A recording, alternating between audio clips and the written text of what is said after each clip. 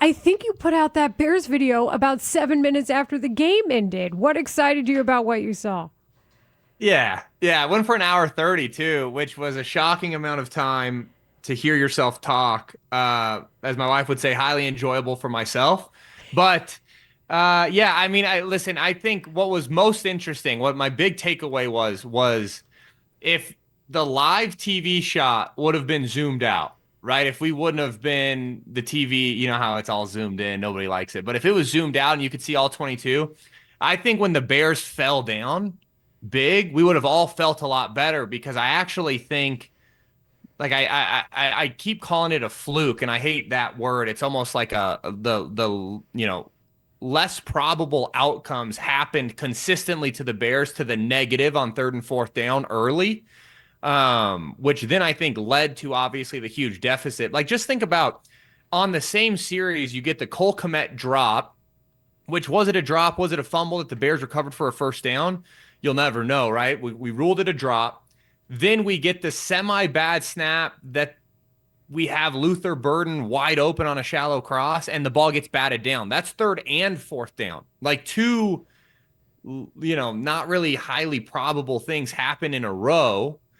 And then that happened consistently for the first three quarters. And then all of a sudden the Bears come alive and it doesn't happen at all. And it happens in the opposite direction, the 4th and 8 that I'm sure we'll talk about where he's off the ground.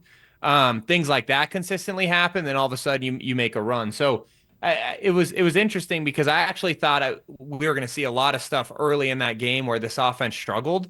And I tell you that I'm not sure I really walked away from the film seeing that. I more or less saw a bunch of opportunities that we didn't quite take advantage of with things that aren't even really coachable fixes. It's just our guys making a play, and it's the guys that have made a play most of the year. So to me, it's like I feel even better going into this game, I think, than I really thought I would diving into the tape. Cannonballing into this tape. Because that's what we all wanted you to do. Because I was like, oh, I can't wait to talk to Tim on Tuesday. Tim, I'm going straight to the meat of the issue. Talk to me about 4th and 8. Talk to me about that completion and how difficult that was, and what does that say about Caleb Williams? Yeah, I mean that play was a perfect illustration of everything we've always wondered if Caleb Williams could be at this level versus college. What I'll also say is actually pretty funny is one of I can't remember if it was the center or the right guard, but a couple of our guys up front had a tough night. And again, it's, we got some different looks and we did good at times, but we had a tough night. And I can't remember who it was, if it was the center or the right guard, but one of them turned somebody free, which then gets Caleb out of the pocket and then enables him to make that jump throw that we'll all never forget. However, if we would have just stuck on our guy, our outlet, Komet, on that, or I don't know if it's Komet or Loveland, on that route, on that concept, though, is wide open to the field. Caleb just gets bumped off the spot to where he can't get back to him. But if he hits him, it's the same result. It's like a 60-yard completion. He just can't get through his progression because of the pressure. And then I think that play is going to live on as, I don't know about you guys. Here's the deal. I've started covering the Bears, and I try to be like as objective as I can. But the more I cover them, the more I like love them and fall in love with them, fall in love with the fans. Bears, yeah. Like it's just like it's a gritty group of people that I just love. Well, so now my kids are Bears fans, and I don't know about you guys, but I'm sitting there on Saturday night, and I feel like I try to stay pretty objective and pretty level. And it's like I'm sitting there like it's over. They suck. Like I'm having all those same reactions, and then we make plays like that, and it's been awesome. Yeah, but that play right there is flat out incredible. That's why he's, I see a bunch of people on Twitter being like, oh, I don't think the scouting community got it right. It's like, dude, he was the first overall pick, so I don't know about that take, but yeah, it was Best throw awesome. of his career that you've seen? Most impactful. Okay. Most impactful. Yeah. I think, anytime both your feet are off the ground and you layer it in like that, it's up there. Is it the highest degree of difficulty, I think? I don't even know if it's the highest degree of difficulty that we've seen this season. That's what's crazy. But yeah, that's the biggest moment, I think. It's going to go down as one of the better throws in his entire career, no matter what happens from here, just because of what that moment means to win that game against the Packers at home after what they've been through. Like that's, one of the most meaningful plays I think we'll see in a long time. Sorry, Tim, if you saw me gesticulating wildly over here, but you are part of some breaking news right now. Breaking news is brought to you by the Take the North podcast with Mark Grote and Dan Wiederer. After a historic 19-season run, this per Adam Schefter, Mike Tomlin just informed his team he is stepping down as the Steelers head coach. Sources tell Jeremy Fowler, ESPN, and me. Wow. 19 years, and Mike Tomlin is no longer the head coach of the Pittsburgh Steelers. Consider my brain scrambled. I don't know about you, Tim, and I'm sorry to bust up what was really good football talk, but feel free to react with us if you like. Yeah, I think it's interesting because last night I tweeted out I was sitting there and I was watching Aaron Rodgers, and I know that like his personality and other things have like kind of made him more maybe divisive than, but I was watching him and it was kind of like a good memory of. I remember watching vintage Rodgers, right? It was bad memories for Bears fans, but I remember watching vintage Rodgers. He was like one of the last guys I think from my childhood that I really you looked up to and you were like, man, I want to do it like him, and then seeing him kind of go out was a bummer. And then you see Tomlin, who, he's been a staple for so long. And I do think I get it, right? I get it if you're the Steelers organization and trying to think, okay, hey, I want some new blood. I do think at times we've got to be cautious of, the new blood. It's not always good, right? I think we've seen that in Chicago in the past, but then you get Ben Johnson in there and you go, shoot, this is obviously a great play. So it's tough for me because I do have a lot of respect for these guys that have had a ton of success and continued success. I think obviously anytime you're consistently in the playoffs and then lose, whether fair or not fair, that consistency of being elite like starts to the expectations rise along with it. It's always funny to me, right? So you get these guys like Harbaugh and Tomlin, and they get into the playoffs and they lose. And then next year, though, their replacement will come in and could not make the playoffs and they ain't getting fired, right? It's such an interesting dynamic of the more success you have, the bigger the expectations are. And if you don't meet them, the guy after you is going to have less.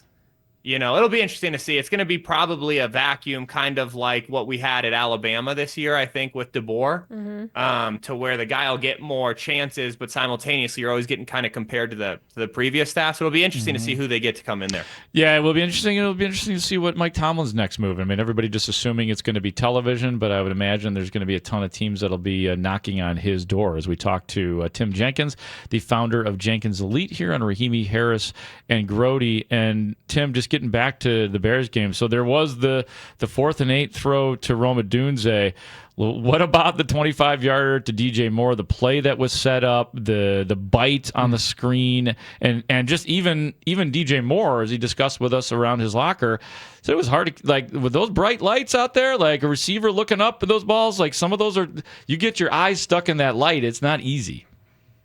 Yeah, I love DJ. And here's the thing I like about DJ is he had the drop right before it, right? He had the scrambled drop. Yeah.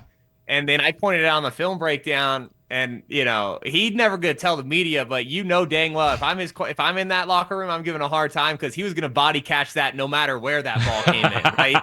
He was going old school. That thing was gonna hit his shoulder pads, and he was gonna hold on to that thing like it was Little Giants, no matter what happened. So to me, here's the thing about DJ too. I have so much respect for how I feel like he competed last year and how I think he's competed throughout his career, even on teams that a lot of guys are packing it in and getting ready for vacation. Like, it feels like he's got a reverence for the game with his level of competition, no matter what, right? The appreciation for how much these tickets cost and people getting out there and what he owes it to the fans.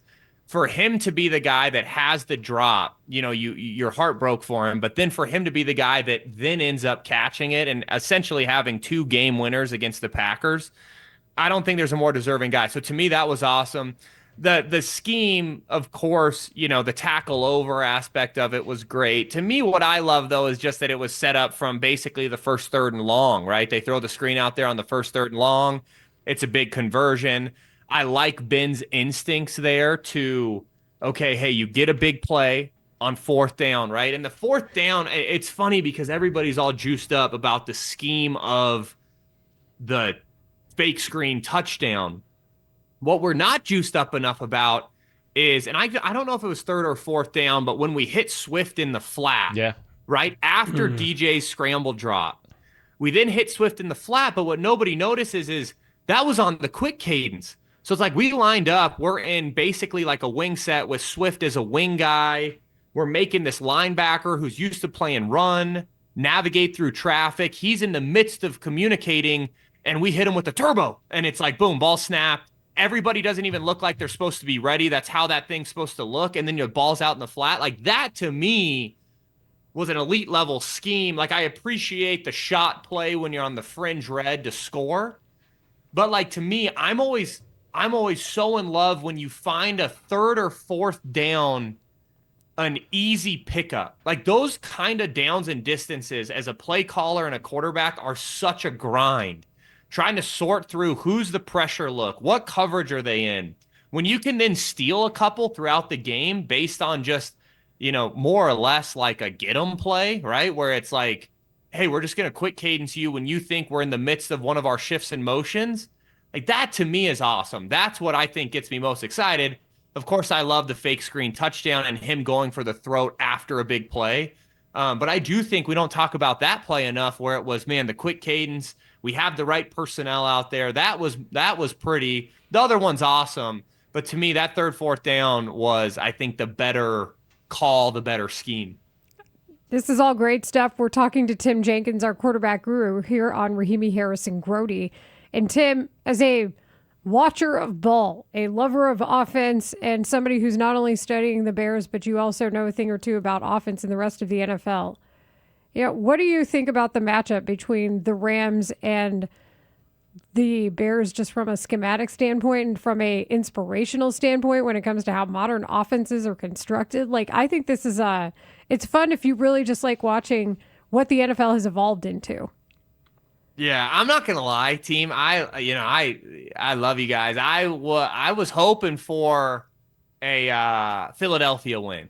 Like I like Brock Purdy. I like San Francisco. I was hoping for a Philadelphia win because I feel like Philadelphia coming to Chicago, a little bit, I don't want to say easier, but I think a little bit easier. Yes. No, you can say it. Yeah, we all think it, so that's fine. Yeah, this team is scary. I mean, so here's the thing is, I think, you sit there and you talk about Loveland. How are they going to game plan Loveland, right? I think it's a dynamic question.